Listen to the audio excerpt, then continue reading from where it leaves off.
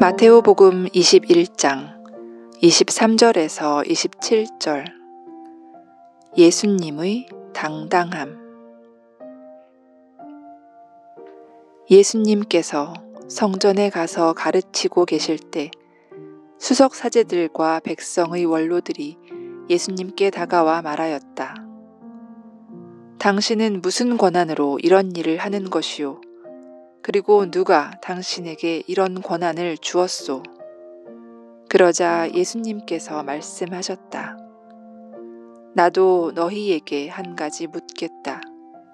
너희가 나에게 대답하면 나도 무슨 권한으로 이런 일을 하는지 너희에게 말해주겠다. 요한의 세례가 어디서 온 것이냐? 하늘에서냐 아니면 사람에게서냐? 그들은 저희끼리 의논하였다. 하늘에서 왔다 하면 어찌하여 그를 믿지 않았느냐 하고 우리에게 말할 것이요. 그렇다고 사람에게서 왔다 하자니 군중이 두렵소. 그들이 모두 요한을 예언자로 여기니 말이요. 그래서 그들이 예수님께 모르겠소 하고 대답하였다. 그러자 예수님께서 그들에게 말씀하셨다. 나도 무슨 권한으로 이런 일을 하는지 너희에게 말하지 않겠다.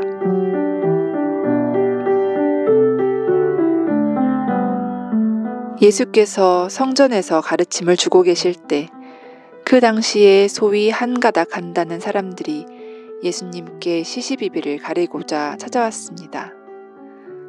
예수님이 어디 출신인지, 누구에게서 사사받았는지, 지금 말로 하면 서품은 어디서 누구에게 받았는가 하는 질문을 하는 것입니다. 여러분 같으면 이런 상황에서 어떻게 하였을 것 같습니까?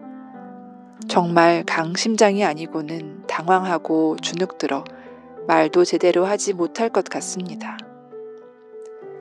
그런데 예수님께서는 그들의 숫자에 압도당하지 않으시고 그들의 지위가 높은 것도 전혀 상관치 않으시고 오히려 당당하게 반문하셔서 그들의 입을 막아버리십니다.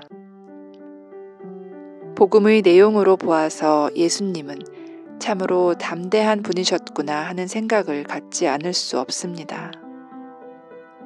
예수님은 우리가 병들고 약한 사람들에게 잘해주는 사람이 될 것을, 마음이 부드러운 사람이 될 것을 주문하셨습니다. 그렇다고 약하고 여린 사람이 되라고 하지는 않으셨습니다. 오히려 비합리적이고 옳지 않은 상황에서는 물러서지 않는 당당함 그 자체였습니다. 신앙인은 능동적이어야 한다는 것을 몸소 가르치고 계십니다. 능동적인 신앙인이란 마음에 힘이 있는 사람을 말합니다. 마음의 힘을 키우려면 어떻게 해야 하는가? 감정을 소중히 여겨야 합니다. 마음의 힘의 근본적인 원천은 감정에 있기 때문입니다. 영성심리에서 감정이란 우리의 기본 욕구들이 채워지도록 하고 우리 스스로를 방어할 수 있도록 움직이게 하는 연료와 같다고 하였습니다. 우리는 감정에 대하여 잘못된 편견을 가지는 경우가 많습니다. 예를 들어 분노의 경우 부정적인 말들을 많이 합니다.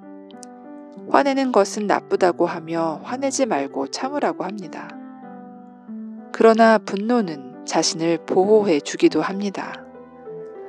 자신의 권리를 위해서 싸우게 하는 힘을 주는 긍정적인 면도 있다는 것을 아셔야 합니다. 분노는 사람의 자존감을 지켜주는 역할도 합니다. 두려움의 경우 누가 두려움을 가지면 많은 사람들이 왜 그리 믿음이 약하냐고 질책합니다. 또 남자들이 두려운 마음을 가지면 사내 자식이 새가슴인가 떨기는 하면서 두려움을 가진 사람들을 비난합니다. 그러나 두려움은 만용을 막아주는 감정이기도 합니다. 두려움 덕에 자신의 목숨을 함부로 위험한 곳에 버리지 않을 수 있습니다. 두려움은 위험에 대한 식별 기능을 가지고 있다는 것입니다. 이처럼 감정은 사람의 삶에서 없어서는 안 되는 중요한 요소입니다. 그래서 사람이 가진 감정들을 마음의 호르몬이라고도 하기도 합니다. 이런 감정들을 병적인 윤리관이나 신앙관의 관점에서 판단하고 자기 마음 안에서 삭제하려고 하는 것은 스스로 자신의 근육을 없애려고 하는 행위와 같은 것입니다. 예수님께서는 당신의 감정을 숨기려고 하신 적이 별로 없으십니다. 슬플 때는 우시고, 기쁠 때는 웃으시고, 화가 나셨을 때는 화를 내셨습니다. 사람이 가진 모든 감정을 다 표현하고 사신 분이 예수님이셨습니다. 그래서 그렇게 당당한 마음으로 한 세상을 사셨던 것입니다. 주님의 삶이 그러할진대 우리 역시 우리 삶을 당당하게 살기 위해서 자신의 감정을 소중히 여기고 잘 키워야 하겠습니다.